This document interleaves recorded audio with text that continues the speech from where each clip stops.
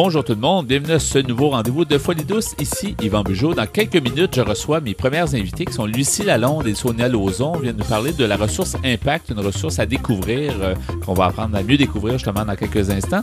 On a plus tard à l'Espresso et l'Espresso allongé le sujet « Sommes-nous tous sadiques ?»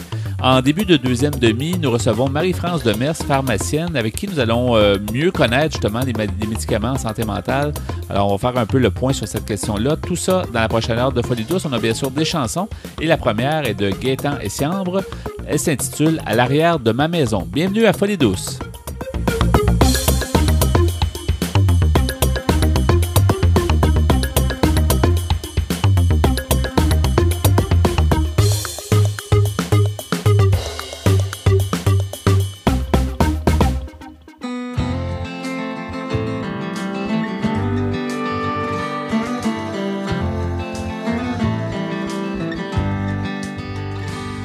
Ça se peut-tu d'être si bleu, maudit que c'est bleu?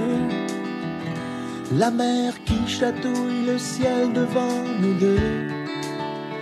Veux-tu bien me dire comment écrire dans une chanson les beautés qui passent à l'arrière de ma maison?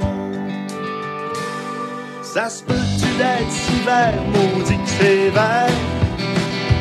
Le petit chemin dans la coulée, puis la mousse à terre. Y'a pas un sacré mot qui explique de toute façon les beautés qui passent à l'arrière de ma maison. Les beautés qui passent à l'arrière de ma maison. Jamais rien vu de si rouge, jamais rien vu de si jaune. Toutes les petites fleurs qui bougent et flirtent avec les autres. Jamais rien vu de si blanc, jamais rien vu de si grand.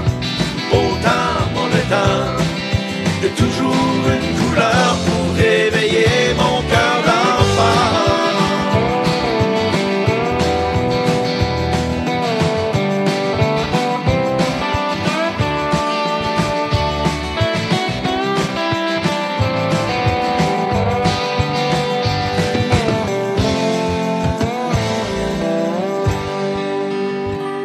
Ça se peut-tu d'être si beau, maudit que c'est beau? Le soleil fait sourire la coque des petits bateaux. Viens faire un tour, viens prendre une bonne dose de frissons. Les beautés qui passent à l'arrière de ma maison. Jamais rien vu de si rouge, jamais rien vu de si jaune. Toutes les petites fleurs qui bougent et flirtent avec les autres. Jamais rien vu de si blanc, jamais rien vu de si grand. Autant on est temps, on est continuellement ébloui par les beautés qui passent à l'arrière de ma maison. Les beautés qui passent à l'arrière de ma maison. Les beautés qui passent à l'arrière de ma maison. Les beautés qui passent à l'arrière de ma maison. Les beautés qui passent à l'arrière de ma maison. Les beautés qui passent à l'arrière de ma maison. Vous écoutez l'émission Folie douce, qui vous informe sur la santé mentale depuis plus de 20 ans. J'accueille maintenant mes invités qui sont Lucie Lalonde et Sonia Lauzon de la ressource Impact. Bonjour, bienvenue à Folie douce. Merci, bonjour. Oui. Bonjour. On va mieux connaître justement cette ressource qui est située à Montréal, près du centre-ville. Puis c'est une ressource qu'on n'a jamais eu l'occasion d'en savoir plus sur votre ressource Impact. Comment on pourrait décrire cet organisme-là? C'est un organisme en santé mentale, mais comment, en quelques mots, on pourrait... qui veut amorcer à ce niveau-là? Sonia, peut-être? Oui, c'est ça. Impact, comme vous dites, est un organisme en santé mentale pour les gens âgés entre 18 et 65 ans. Et il comporte 3 volets. Un volet est le centre de jour. C'est un gros morceau avec beaucoup d'activités diversifiées, un horaire d'activités qui sort chaque mois. Et il y a le volet logement On a présentement 60 appartements supervisés et on en aura 72 l'année prochaine avec un nouveau projet. Oui. Et pour les gens qui habitent dans nos appartements, l'autre volet, c'est le suivi. On fait des rencontres à domicile qui sont au début une fois par semaine pour nous assurer que la personne s'intègre bien dans son nouvel environnement. Et par la suite, on réévalue le besoin et la fréquence des rencontres. Donc, c'est intéressant parce que au lieu de juste donner d'offrir un appartement à coût modique, j'imagine, il y a le côté suivi. Puis si la personne veut en plus faire des activités, bien, vous avez le centre de jour qui permet ça. C'est intéressant aussi. Ça fait, je pense, vous couvrez assez large de cette façon-là. Exact. Est-ce que la mission a toujours été de ce genre-là? Peut-être que, Lucie, je pense que vous êtes une personne de long... en fait, qui est là depuis longtemps. C'est ça. Impact existe depuis 1988. Donc, cette année, c'est nos 25 ans de vie d'organisme, qui est bien. Là. On a quand même une certaine notoriété quand ça fait plus de 20 ans, un organisme communautaire. Un quart de siècle déjà. Oui, c'est ça. Et ça a débuté avec 12 appartements supervisés pour une période d'1 an, pour donner un coup de main aux gens avant de s'en aller vivre dans la communauté. Mais le conseil d'administration et les intervenants, à ce moment-là, ont trouvé qu'1 an, c'était pas assez. Et aussi, ça faisait vivre beaucoup d'anxiété à la clientèle qui demeurait dans les logements de savoir que c'était juste une courte période d'1 an. Alors, on a augmenté à 2 ans. Et quand moi, je suis arrivée en 1992, on a, en plus des 12 logements, on fait affaire avec l'organisme CGCOM parce qu'Impact n'est pas propriétaire d'aucun des logements. On a 60 logements avec des gens qu'on s'occupe à l'intérieur, mais c'est des ententes de service avec un autre organisme communautaire qui s'appelle le Centre de gestion communautaire du Sud-Ouest. Et lui aussi a ça, 26 ans, je crois, d'existence. On travaille avec eux conjointement depuis 1992. Donc, eux s'occupent de la bâtisse, de bien le bon fonctionnement, la collecte des loyers. Et nous, on s'occupe des gens qui sont dans les logements. Est-ce que c'est plus simple comme ça, peut-être, de ne pas avoir à gérer tout le côté, des fois, qui est un petit peu devenir difficile, là, à gérer les buildings? Oui. Nous, on trouve que c'est plus facile parce que si on est là pour faire le suivi avec la personne et le soutien, si le propriétaire, parce que X raison, ne paye pas son loyer pour différentes raisons, le propriétaire va lui envoyer une lettre et un avis. Si ça ne fonctionne pas, il irait peut-être jusqu'à la régie, mais nous, on reste toujours là à soutenir la personne. Alors, si on porterait 2 chapeaux, c'est dur de taper sur une personne, lui dire « on t'amène à la régie du loyer », puis maintenant lui dire « inquiète-toi pas », ça ne fonctionne pas. C'est un petit peu spécial. Oui. Et ce sont tous des logements à coût modique? Oui, ce sont tous des logements à 25 % de leur revenu. Dans les besoins de Maslow, se loger, c'est un des premiers besoins. Oui. Après ça, les gens, parce qu'il y en a qui arrivent de différents endroits dans Montréal, mais ils s'intéressent au milieu, ils se font un petit réseau social. Alors, l'enracinement se fait graduellement dans bien des cas. Fait que c'est pour ça qu'il y a ces appartements-là, 12 appartements qui sont pour 2 ans maintenant. Et on a un autre bloc de 16 logements, c'est des studios meublés aussi, qui, eux, sont là indéfiniment. Les gens peuvent y demeurer tant et aussi longtemps qu'ils ont besoin et qui acceptent un suivi. On a une autre habitation qui est née en 2006 avec un programme Accès Logis, qui a 8 unités de logement et c'est de la clientèle, la même chose que dans l'habitation de 16. Oui. Et là, en cours, présentement, on a un projet qui va aboutir en février 2015 pour 12 unités de logement, des studios, parce qu'on trouve que depuis le début, ça fonctionne bien, le fait que c'est meublé, tout ça. Et on a une entente avec l'Office municipal d'habitation de Montréal, et là, c'est des 3,5, une chambre à coucher fermée, où est-ce que là, les gens ont à prendre plus de responsabilités, parce qu'il faut qu'ils s'achètent des meubles. Et c'est la différence. C'est plus d'entretien jusqu'à un certain point aussi. Il faut faire plus attention. Oui. Mais ça compte des besoins aussi. Les gens ont besoin de plus d'espace. Ben, c'est intéressant. On a commencé je crois que c'est en 95 avec 10 unités de logement. de l'Office municipal d'habitation dans l'habitation où Impact est logé, dans la Petite Bourgogne, sur la rue Saint-Antoine. Et après ça, on a augmenté avec 2 de plus. Ça l'a fait 12. Ensuite, on nous a offert plus et on a accepté... c'est 6 logements, Sonia, sur la rue Wellington? Oui. 6 logements sur la rue Wellington qui sont aussi une chambre à coucher fermée, plus sur la rue Paxton, et tout ça, c'est dans des tours d'habitation famille. Et c'est mixé probablement, c'est pas juste... c'est pas juste santé mentale. Des gens qui ont des problématiques. Non, comme au 2460 Saint-Antoine, il y a 70 familles qui demeurent là, dont 12 personnes sont de la clientèle d'Impact. Oui. Et nous, comme organisme, on est logés aussi. On a un très bon partenariat avec l'Office municipal d'habitation. Oui.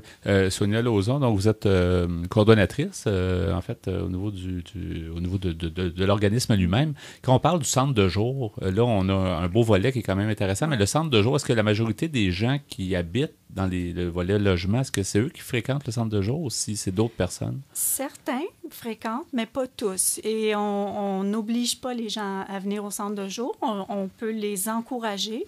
Mais si les gens ont d'autres objectifs, d'autres ambitions, eh bien, c'est très correct aussi. Oui.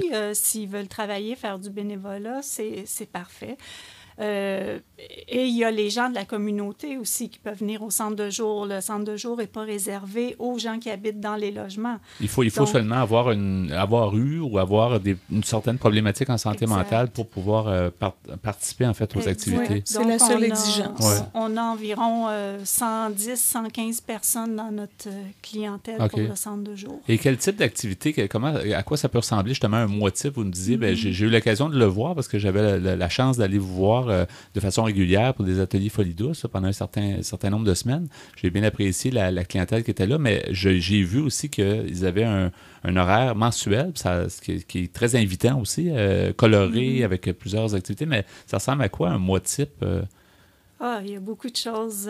On essaie d'en avoir pour tous les goûts. Ça peut être des activités sportives, comme par exemple de l'aquaforme, on a du tai chi. On a des activités thérapeutiques, du massage, le soin des pieds. On prévoit avoir bientôt de la relaxation. La zoothérapie. La zoothérapie, oui. Il y avait la cuisine aussi, je pense. Je sais pas si c'était pas occasionnel que je trouvais intéressant pour... C'est ça, des cuisines collectives, des ateliers cuisine. Donc, on essaie de répondre à différents besoins, puis ça fonctionne bien. Pour l'avoir vu, j'ai vu qu'il y avait un grand intérêt. Les gens qui avaient... quand l'horaire sortait, j'avais l'impression que les gens l'attendaient, puis ça se sentait là, que c'était des activités intéressantes. Si ça n'avait pas été intéressant, je pense que les gens...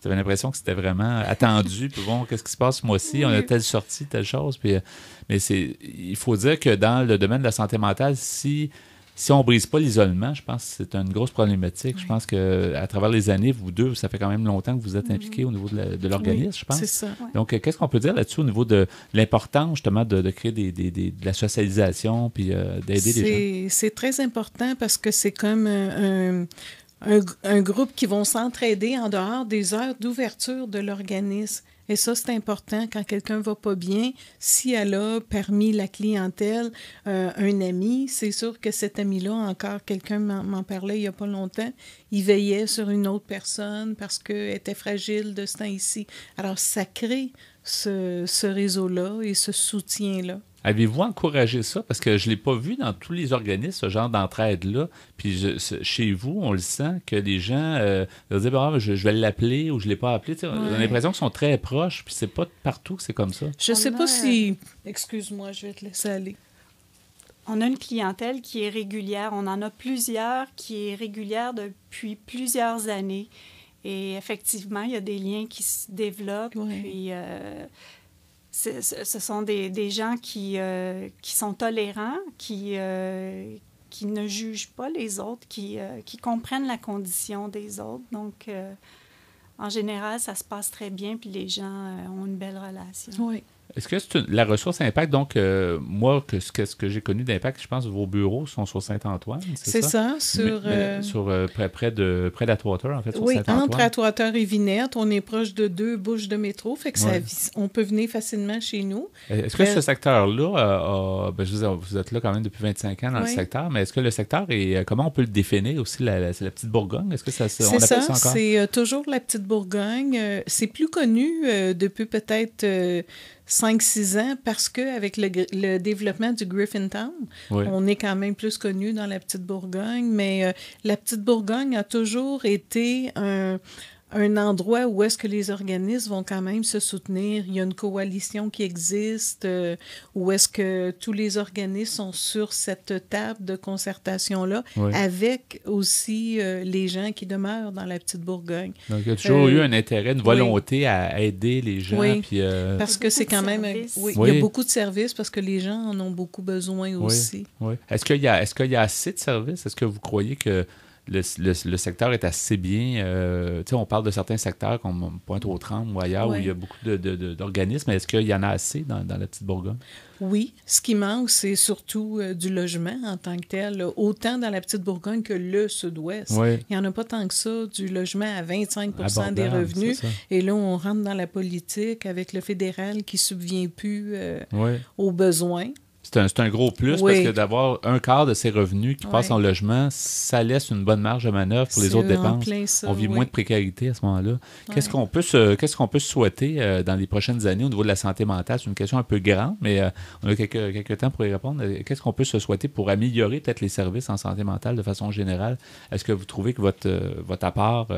c'est peut-être à développer encore plus l'aspect humain, puis plus de regarder au niveau des personnes? Moi, je pense que la stabilité dans l'organisme des intervenantes aide énormément. Il y a des endroits où est-ce que ça change fréquemment. Manque de fonds. Et ça, je pense que ça crée un sentiment plus d'appartenance et de confiance aussi. Des choses à faire au niveau de l'emploi aussi, l'intégration en emploi... sensibiliser les employeurs, leur montrer que les gens peuvent être utiles, peuvent travailler, s'intégrer comme d'autres personnes. Et tout, là, Oui, ils peuvent l'être. Et au niveau du logement, comme Lucie dit, il y a encore des choses à faire. J'aimerais qu'on prenne quelques secondes pour mentionner les coordonnées.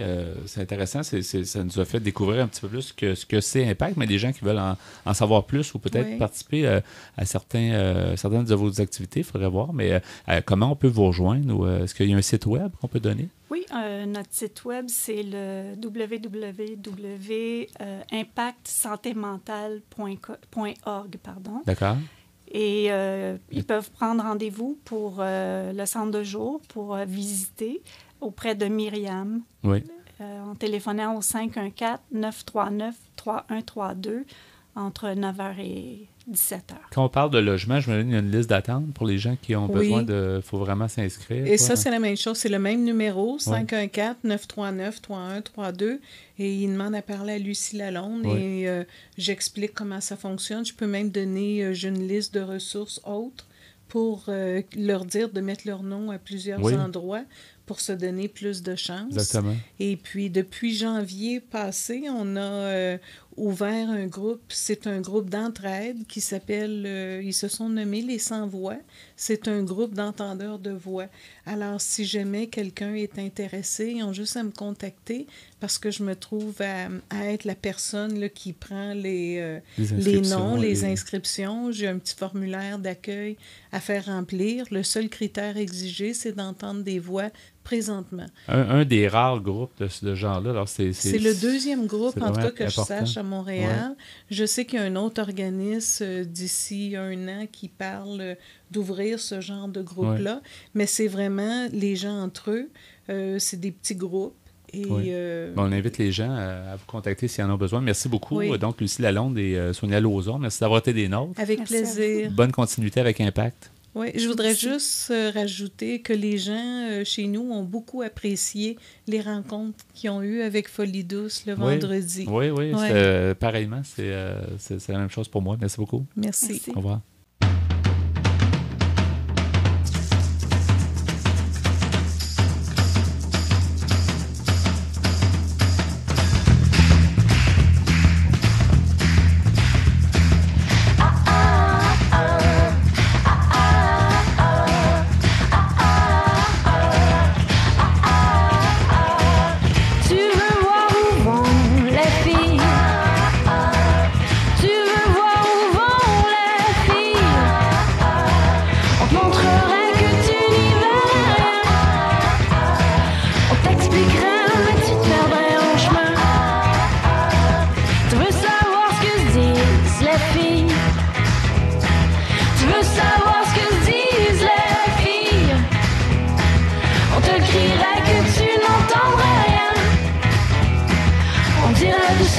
tu ne comprendrais rien.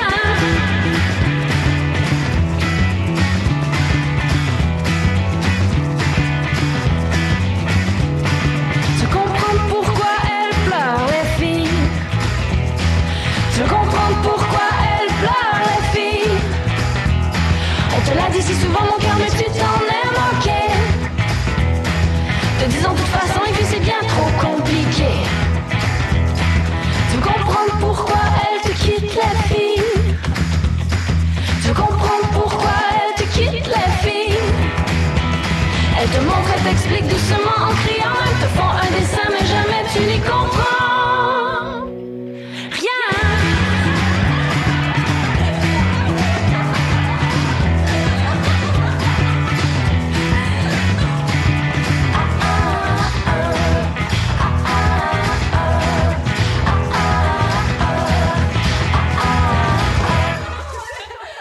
Nous apprécions toujours vos commentaires par téléphone.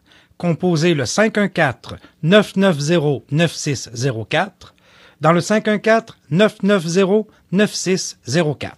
C'est maintenant le bloc Espresso. Bonjour Pierre Laporte. Salut Yvan. Bonjour Ghislain Malo. Bonjour. Alors, toujours présent, bien sûr, fidèle au poste. Pierre, avec un beau sujet, encore une fois, tu te surpasses de semaine en semaine.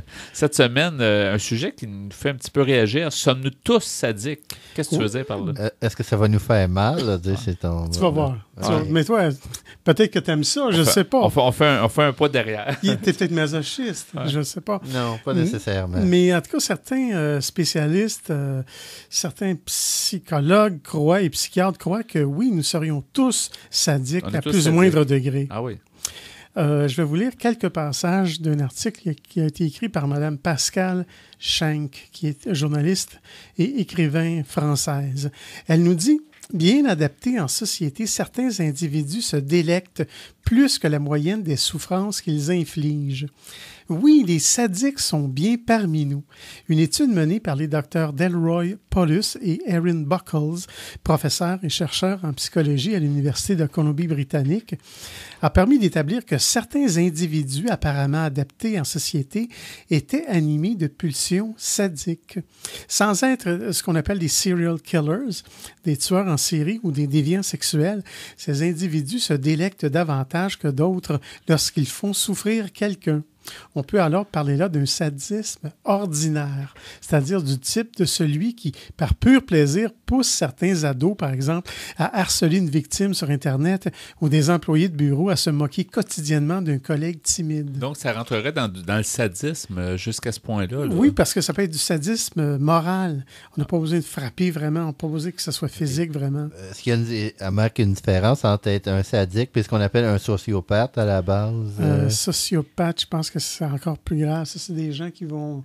C'est pas le psycho, là, c'est le sociopathe. Ah, sociopathe. Oui. Ben, tu vas voir au fil de l'article. Ouais. Tu me devances toujours, tu le sais. Ouais, je te le dis de temps en temps. Alors, lors d'une première expérience relatée dans la revue scientifique Psychological Science, Paulus et Buckles ont soumis 71 étudiants à un questionnaire apparemment centré sur la thématique personnalité et tolérance aux emplois difficiles, dans laquelle le panel des emplois proposés, 34 étudiants ont choisi le nettoyage de toilettes, 13 un job les exposant au froid. Les 53 qui restaient ont préféré se consacrer de près ou de loin à l'extermination d'insectes, mais de façon sadique. Ah. Les chercheurs leur ont fourni un moulin à café barbare dans lequel les étudiants devaient jeter 3 insectes pour les réduire en miettes. Afin d'humaniser davantage ces insectes, les chercheurs leur avaient même donné des prénoms aux insectes. Là, parce que les insectes, c'est pas quelque chose de très attrayant. C'est-tu de libération? Non, mais c'est quand même des êtres vivants innocents. Vous voulez les faire souffrir. Qu'on fait souffrir, oui. Alors, durant l'expérience, certains étudiants suspendaient leurs gestes criminels après avoir tué 1, voire 2 insectes. Mais d'autres réclamaient encore plus de victimes et un questionnaire a mesuré chez eux un plaisir particulièrement intense, leur jouissance augmentant même avec le nombre d'insectes qu'ils faisaient souffrir. Dans une deuxième étude, le docteur Paulus a cherché à établir des liens entre ces pulsions sadiques et 3 traits de personnalité qu'on dit néfastes, c'est-à-dire le narcissisme, la psychopathie dont tu parlais tantôt et le machiavélisme, sur lesquels il travaille depuis 30 ans. Il a pour cela proposé à des volontaires de jouer à un jeu vidéo en permettant aux gagnants, après un long temps de diversion, de revenir faire exploser leur adversaire après le combat, ajoutant un bruit plus ou moins fort à cette élimination. Parmi ceux qui présentaient un niveau élevé de traits soi-disant de personnalité néfaste, seuls les sadiques faisaient l'effort de revenir pour pulvériser leur adversaire. Ils étaient aussi les seuls à relever alors le niveau sonore. Selon les chercheurs, ces résultats montrent que des sadiques soi-disant ordinaires, ont une motivation interne pour faire souffrir des innocents, même si cela leur coûte temps et énergie. Mais la question de savoir, c'est est-ce que tout le monde peut l'être une fois de temps en temps dans sa vie? Mais semble-t-il que oui. C'est ça la question, sommes-nous tous C'est sadiques? ça. Ouais. Pour le psychanalyste Jean-Charles Bouchoux, qui est auteur du livre « Les pervers narcissiques » aux éditions Erol, ces études confirment l'intuition freudienne selon laquelle nous sommes tous animés de pulsions sadiques. Il nous dit, à un certain stade de son évolution, tout enfant éprouve du plaisir à faire du mal, explique-t-il. Mais ces pulsions sont habituellement contrecarrées par l'idéal du moi et la culpabilité qui en résulte. Certaines personnes continuent toutefois à exprimer cette pulsion sadique, que ce soit à un niveau sexuel, physique ou mental. Il nous dit, chez les pervers narcissiques, cette pulsion sadique se double du goût du pouvoir. Une précision confirmée par les chercheurs américains. Selon le docteur Paulus, les psychopathes veulent profiter de leurs victimes et se fichent de leur faire du mal dans ce processus. En revanche, les sadiques recherchent des occasions de faire souffrir les autres et prolongent celles-ci pour leur propre plaisir. Mais est-ce que des fois, la tâche ne fait pas l'occasion? Il y avait une très célèbre... c'est une étude qu'il avait mis à l'université de Stanford. Il avait séparé 2 groupes d'étudiants. Certains étaient des prisonniers, puis d'autres ils étaient des geôliers. Puis finalement, ceux qui étaient les gardiens de prison, ils ont trouvé ça bien le fun, de dire. Puis ils ont commencé, ça a vraiment dérapé. De voir la souffrance. Oui, puis d'imposer sa loi, puis son pouvoir, puis sa puissance, puis ça n'a pas très bien fini. Oui, mais je vais revenir en deuxième moitié de l'émission sur le sujet. Ben, c'est intéressant, un sujet en tout cas surprenant et intéressant. On va pouvoir pour vous faire ça. souffrir. Oui, on va écouter ça un petit peu plus tard dans l'émission. On va poursuivre là-dessus. Donc, à l'émission Folie douce.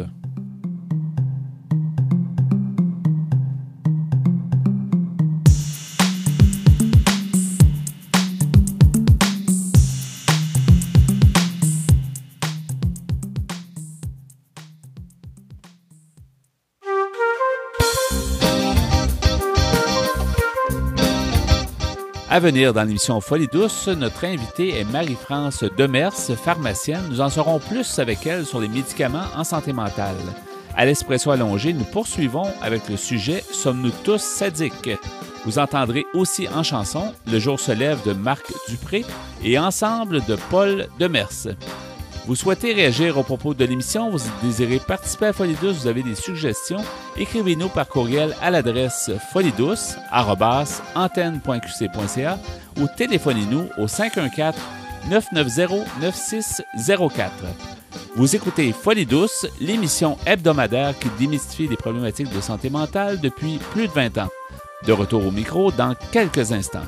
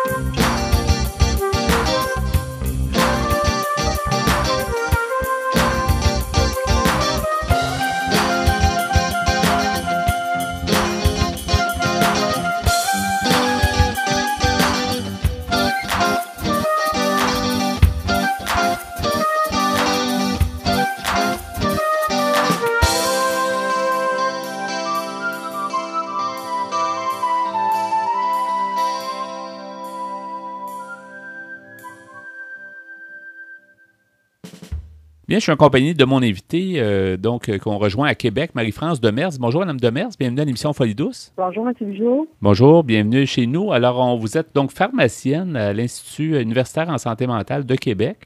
Un endroit bien connu à Québec au niveau de la santé mentale. On aimerait ça faire justement le point. Ça fait de nombreuses années, on a eu l'occasion de faire le point justement sur la médication avec des gens qui s'y connaissent. Bon, vous êtes pharmacienne. Comment on peut, quelle sorte de portrait on pourrait faire au niveau des médicaments en santé mentale actuellement? Bien, d'abord, j'aimerais préciser un petit peu mon rôle comme pharmacienne. J'ai un rôle un peu particulier. Je travaille donc à l'Institut universitaire en santé mentale, mais dans une clinique externe. Donc, comme pharmacienne, j'exerce un peu à mi-chemin entre ce que les gens connaissent de la pharmacie communautaire dans les pharmacies de quartier et la pharmacie hospitalière, c'est-à-dire dans les hôpitaux, il y a des pharmaciens qui pratiquent la profession de pharmacien. Donc, moi, j'ai un rôle un peu spécialisé à mi-chemin entre ces deux pôles-là. Au cours des dernières années, il y a eu beaucoup d'évolutions au niveau des psychotropes. Toute la médication en psychiatrie a beaucoup évolué. D'abord, on a plus de médicaments, ce qui fait qu'on est plus à même de personnaliser la pharmacothérapie. Je pense que ça, c'est vraiment un des aspects les plus importants à retenir. Puis aussi, les médicaments se sont améliorés au niveau des effets indésirables. Il y a des effets indésirables, malheureusement encore. Mais on peut dire que le fardeau des effets indésirables, on pourrait dire, c'est amélioré. Oui. Certains diront, il y a certains effets indésirables qui restent encore importants, c'est vrai. On n'a pas complètement éradiqué les problèmes, mais il reste qu'on a amélioré quand même le confort avec ces molécules-là. Oui. Est-ce qu'il y a eu un point tournant à un certain moment donné parce que je sais que dans nos débuts, Folie douce est en ondes depuis plusieurs années, puis à nos débuts, on parlait souvent d'effets secondaires, puis ça c'était vraiment handicapant jusqu'à un certain point. Donc, est-ce qu'il y a eu un point tournant, puis quel serait ce point tournant-là qui a fait qu'à un moment donné, les médicaments se sont beaucoup améliorés, en fait? Est-ce qu'il y a eu un point tournant? En fait, je pense que ce qu'on peut dire, c'est qu'on a développé donc plusieurs médicaments, différents médicaments, toujours en raffinant le profil d'effets indésirables. Ce qui fait qu'on a plus d'outils pour, j'entends des outils pharmacologiques, là, pour traiter les personnes qui effectivement sont différentes. Donc, on cherche à trouver le bon médicament pour la bonne personne. Oui. Donc, moi, ce que je veux vous dire, c'est qu'au fond, au cours des dernières années, on a réussi à développer une pharmacopée qui fait en sorte qu'on peut mieux adapter le traitement à la personne et non pas adapter les personnes au traitement, si vous voyez un peu ce que je veux dire. Oui, absolument. C'est vrai dans le traitement, c'est vrai dans le traitement de la dépression, c'est vrai dans le traitement des troubles de l'humeur de façon plus générale. Par exemple, dans mon domaine de spécialité, moi, je travaille auprès des jeunes qui ont une psychose en début d'évolution, donc des gens qui souvent vont développer une schizophrénie. On n'a pas tellement amélioré l'efficacité des traitements. On avait déjà des outils très efficaces, des médicaments très efficaces, mais on a amélioré le profil d'effets indésirables. Par exemple, on avait beaucoup de médicaments qui entraînaient des effets indésirables au niveau des troubles du mouvement. Les gens avaient de la bougeotte, des crampes, des tics. On pouvait presque voir quand une personne prenait un antipsychotique.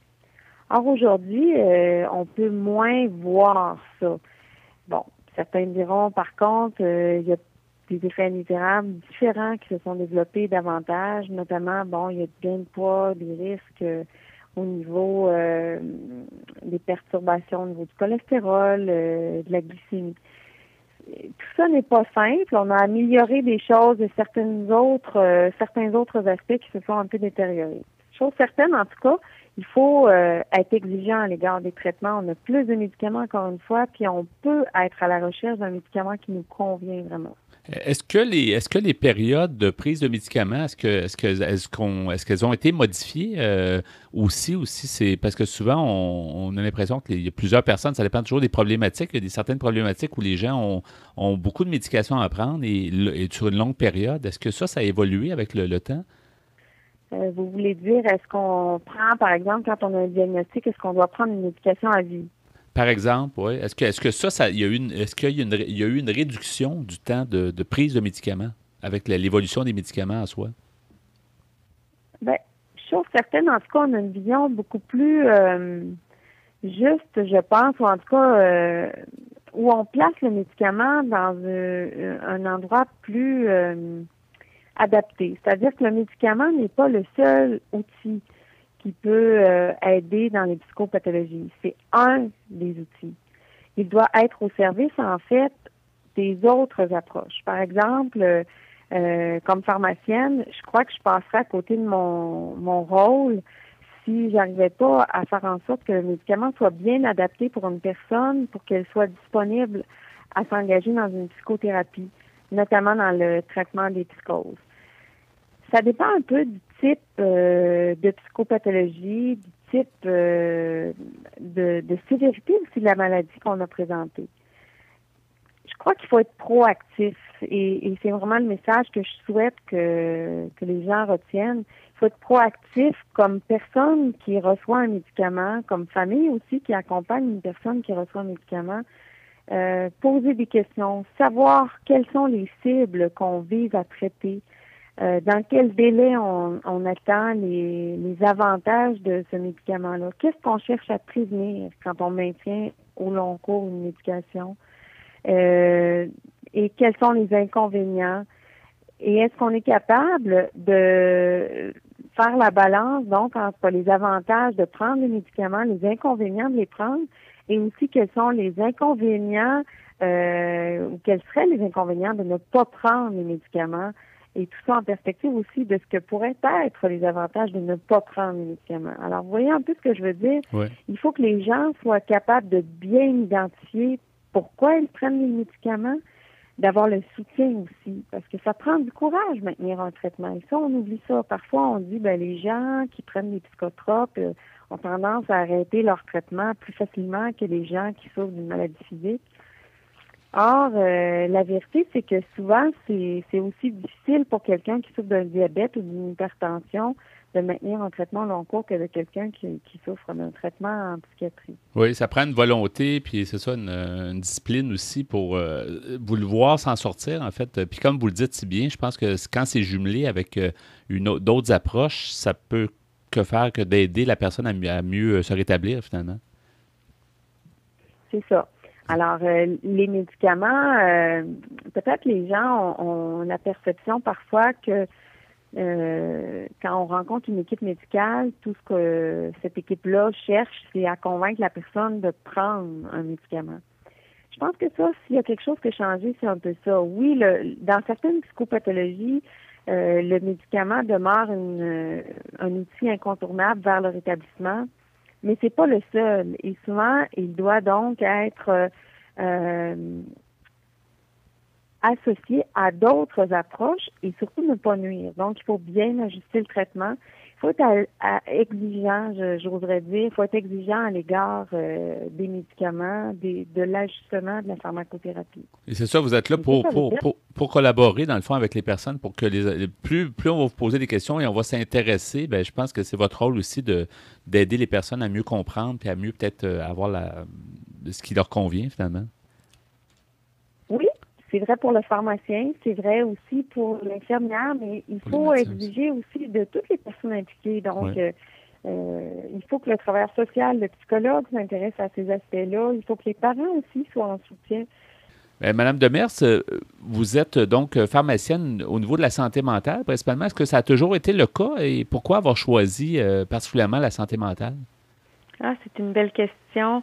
En fait, j'ai terminé mes études en 1993. Ça fait déjà 20 ans que je pratique à l'Institut universitaire en santé mentale de Québec, qui était anciennement Robert Giffard. En fait, quand j'ai terminé le domaine de la pharmacie, de la pratique de la pharmacie en milieu hospitalier, c'était pas facile de se trouver un emploi. Puis, à Robert Giffard, à l'époque, il y avait un emploi et j'étais vraiment fascinée par le fait de comment on pouvait aider les personnes et comment on pouvait trouver une façon de faire en sorte que les gens soient plus confortables et que leur traitement soit mieux adapté. Rapidement, j'ai senti à travers la recherche, à travers les développements, parce que c'était vraiment un moment où il y avait beaucoup de développement dans les nouveaux médicaments, où je pouvais avoir un rôle de premier plan. Ça m'amène aussi à vous parler d'un projet qui nous a vraiment tenu à cœur au cours des dernières années et qui a abouti dans la dernière année. Donc, ce livre avec Luc Vignon, je crois que Luc Vignon a déjà été l'invité d'ailleurs de votre émission. Oui. Et a présenté, oui, vous le connaissez, hein? Absolument, oui. Donc, Luc vous a sans doute parlé de notre livre « Je suis une personne, pas une maladie », qui, comme pharmacienne, en tout cas, est un des projets qui m'a le plus animée, je dirais, et qui m'a montré vraiment que à travailler à plusieurs intervenants, à impliquer les gens, à croire aussi, à animer l'espoir, non seulement chez les personnes atteintes, mais aussi chez leurs familles, qu'il est possible de se rétablir quand on a une maladie mentale, qu'elle soit plus ou moins sévère. Donc, comme pharmacienne, de participer à ce projet-là, ça a vraiment été quelque chose de vraiment important. Et ça va être un peu la plug de cette entrevue, mais vraiment, c'est quelque chose, c'est une production dont je suis vraiment fière. Oui, on a apprécié. En fait, Luc est venu nous présenter justement son livre, puis il nous avait parlé justement que c'était une écriture avec un collectif, là, avec des gens de différents qui s'intéressent à la santé mentale, mais selon leur profession aussi. Donc, c'est intéressant aussi, cette approche-là, parce que c'est de cette façon-là que les gens peuvent vraiment se rétablir, je pense, en impliquant tout le monde alentour. Oui, puis dans le livre, en fait, on fait état, et moi, j'ai écrit un chapitre sur comment les médicaments peuvent être au service du rétablissement, mais c'est là où on voit bien que le médicament peut être un outil, parfois est un outil essentiel, est une pierre angulaire dans le traitement, mais n'est pas le seul outil. Et on ne définit pas les gens par le fait qu'ils prennent les médicaments ou qu'ils ont tel ou tel symptôme, mais bien plus par comment on compose avec cette maladie-là, comment on met en œuvre différents moyens pour nous aider à nous en sortir, comme dans différentes situations difficiles qu'on a à traverser. Et c'est clair que le courage est un ingrédient essentiel, mais l'espoir et le soutien aussi des personnes qui entourent ces gens-là est essentiel. Oui, bien, c'était très intéressant sur ces propos. Donc, Mme Demers, c'était fort intéressant d'avoir votre point de vue en tant que pharmacienne et surtout une pharmacienne, je dirais, ouverte au niveau des alternatives, au niveau des gens, au niveau des services alentours. Ça, c'est intéressant aussi de voir que c'est en tout cas, c'est une belle approche. On vous remercie beaucoup d'avoir partagé ça avec nous à l'émission Folie douce aujourd'hui. Bien, je vous en prie et je vous remercie. Merci beaucoup. Merci et à la prochaine. Au revoir. Au revoir.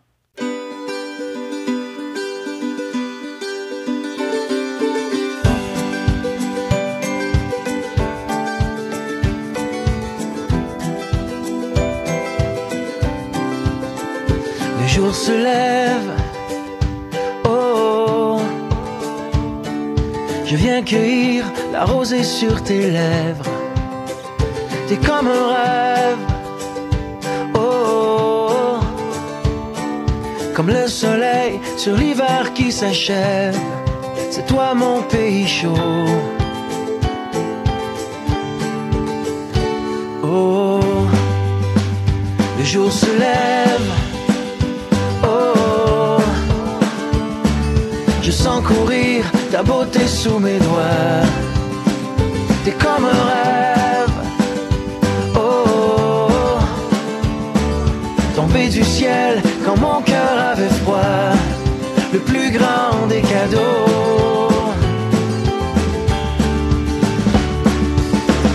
Sûr que toi et le bonheur, vous vous ressemblez comme deux gouttes d'eau. Le temps ne me fait pas peur, car avec toi je sais qu'il fera beau, toujours beau. Oh, oh, oh, oh.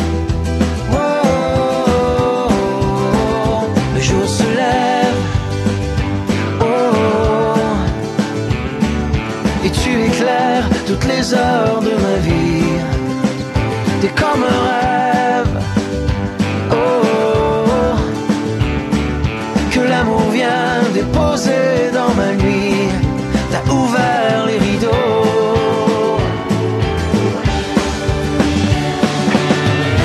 Sûr que toi et le bonheur, vous vous ressemblez comme deux gouttes d'eau. Le temps ne me fait pas peur, car avec toi je sais qu'il fera beau. Toujours beau.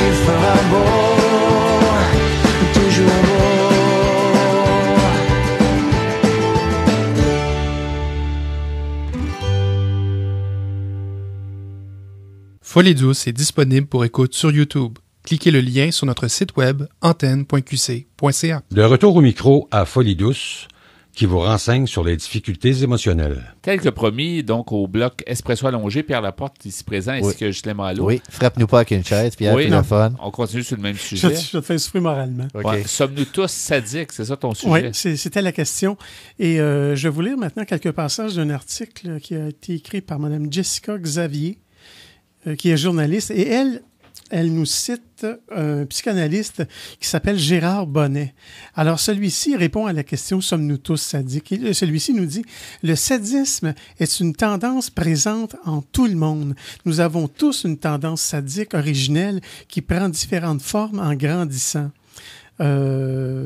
Les perversions sexuelles, toujours d'après lui, nous serions donc tous atteints de ce trouble de la personnalité qui devient une véritable maladie quand il prend un caractère criminel et répétitif. En effet, le sadisme peut prendre de nombreux visages. Et on va voir maintenant ici quelques visages, quelques formes que peut prendre le sadisme. Ouais. Il y en a quand même plusieurs. Il y a le sadisme sexuel. Oui, M. Bonnet nous dit qu'il s'agit de la forme de sadisme la plus connue et la plus étudiée.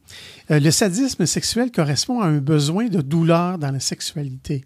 Il nous dit que le sadique sexuel a besoin de faire mal pour prendre plaisir. Il trouve l'excitation et la jouissance sexuelle dans la douleur et ou l'humiliation infligée à l'autre. Oui. Il ment-tu dans un contexte contrôlé comme ceux qui font du sadomaso, quelqu'un qui J'y arrive.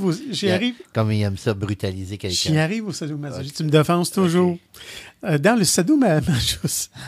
sadomasochisme, le plaisir se trouve des deux côtés. Ce ne sont pas vraiment des personnalités sadiques, mais plutôt des personnes qui ont des tendances sadiques qu'ils mettent en scène dans le couple. Dans cette forme d'amour, entre guillemets, poussé à l'extrême, le sadique entretient une relation consentie avec un masochiste. Quand le premier est actif, le second est passif. Les deux protagonistes sont alors sexuellement excités par la relation de douleur. Il existe une différence entre le comportement sadique qui inflige des violences à autrui sans se soucier de son consentement, alors que dans le sadomasochisme, c'est un accord entre adultes consentants. Maintenant, d'autres formes de sadisme. Si le sadisme sexuel est l'une des formes de sadisme la plus connue, ce n'est pas la seule. Un trouble de la personnalité sadique peut exister en dehors du sadisme sexuel. Il faut d'ailleurs rappeler que la peine infligée par un sadique peut être aussi bien physique que psychologique. Et dans tous les cas, le sadique réduit l'autre à l'état d'objet. Le sadisme criminel, maintenant. Comme le rappelle le psychanalyste M. Bonnet, on a tous une part de sadisme plus ou moins forte en nous. On l'intègre dans sa vie. En fait, on la cache dans sa vie tous les jours à cause de l'éducation et des règles. Mais quand les individus ne réussissent pas à canaliser ou à exprimer leur sadisme dans leur vie tous les jours, ils peuvent passer à l'acte. Et un passage à l'acte qui, selon notre expert, est provoqué par des circonstances opportunes. C'est-à-dire qu'ils dérapent quand l'occasion se présente. Je me pose une question. Les gens qui pratiquent la torture, c'est de l'État, ça rend-tu des sadiques? Oui, mais ça aussi, ça a été étudié. Là... Parmi ceux qui pratiquent la torture, oui, il y a des sadiques. Oui, sûrement. Le sadisme moral, c'est le plaisir du sadique moral prend naissance dans la souffrance psychologique de l'autre. Il peut se montrer cruel, manipulateur, avilissant et éventuellement agressif envers les autres. C'est la personne déplaisante qui pique toujours au vif, qui se montre sadique par rapport aux règles sociales. S'il n'y a pas de particularité sexuelle apparente dans ce type de sadisme, il y en a certainement inconsciemment. Maintenant, il y a aussi le sadisme blasphématoire ou sacrilège. Certaines personnes trouvent la jouissance en détruisant des symboles, en profanant des cimetières, des tombes. Malheureusement, leur détérioration font assez souvent la une des journaux. Le sadisme chez les enfants. Le sadisme est une tendance présente chez tout le monde et elle est également chez l'enfant. Il nous dit il y a de la cruauté chez l'enfant et il faut en être conscient. Selon lui, il faut rester vigilant car des actes de cruauté pendant l'enfance, envers des animaux notamment, peuvent mener à du sadisme à l'âge adulte. Et finalement, M. Gérard Bonnet nous dit que le sadisme est un trouble de la personnalité qui est difficile à soigner. Car il nous dit que ça devient une maladie mentale quand le sadisme se fait criminel et répétitif. Quand le sadique n'est plus maître de ses pulsions, le trouble se mue en maladie. Et l'expert ne se veut pas très rassurant. Il nous dit qu'il ne faut pas se faire d'illusions quand on se trouve face à un sadisme criminel répétitif, ce n'est pas soignable. La seule solution que nous avons aujourd'hui, c'est l'enfermement. Mm-hmm. Mais il nous dit plus loin, mais je dois m'arrêter ici, que le premier pas, c'est que la personne sadique doit s'en apercevoir, doit avoir conscience qu'elle est sadique. Sinon, il n'y a vraiment rien à faire. Oui, bien merci beaucoup. Sujet intéressant. Sommes-nous tous sadiques à Folie Douce? Merci.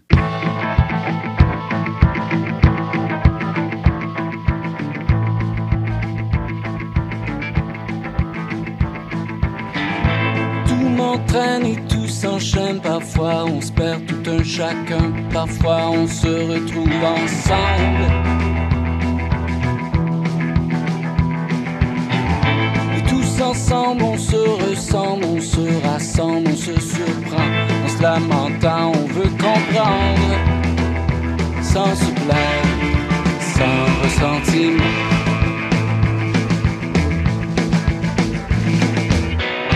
Avec le temps, on lève la tête, ou on s'entête, on coupe le dos, on abandonne ou on s'engage.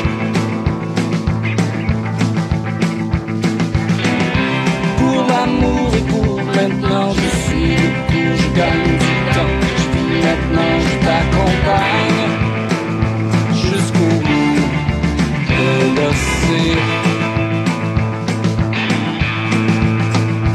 Prends ma main. On ira voir le bout du monde ensemble. Prends le temps. On ira jusqu'au bout de toi et moi